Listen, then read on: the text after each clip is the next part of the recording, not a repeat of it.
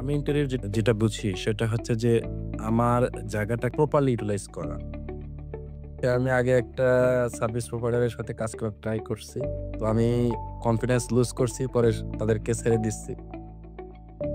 আমি Facebook এর মাধ্যমে বিডি ইন্টারভিউ সম্পর্কে জানতে পারি।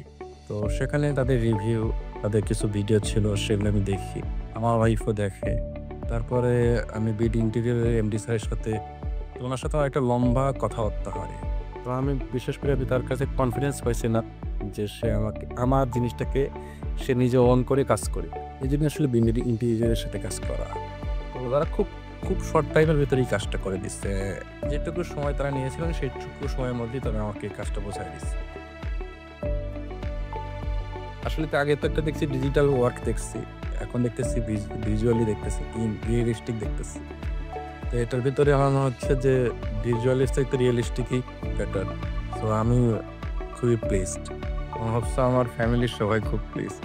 আমার নিজে থেকে চাওয়া ছিল পর্দাগুলা, পেইন্টিংগুলা ওনারা যেরকম দিয়েছিল, কিছু জিনিস আমরা ওখান থেকে নিয়েছি, আবার কিছু জিনিস আমরা চয়েস করে দিয়েছি, ওইভাবেই মানে দিয়েছে আর কি। আর বিশেষ করে লাইটগুলা আপনার হচ্ছে আমরা যেরকম চেয়েছিলাম ওই রকমই, এবং বাড়তি কিছু ওনারা লাইট দিয়েছেন, আমার খুব ভালো লেগেছে লাইটগুলা। আমি ইউটিউবে দেখেছি যে ওনাদের কাজগুলা খুবই ভালো। তো ওখান থেকে আমি যাচাই বাছাই করে তারপরে আমি বিডি ইন্টেরিয়রকে দিয়ে কাজটা করানোর জন্য রাজি হই। তো আমার পুরো বাসা উনি অনেক সুন্দর করে দিয়েছেন। আমরা যেরকম চেয়েছিলাম ঠিক ওই রকমই দিয়েছেন। আমার খুবই ভালো লেগেছে।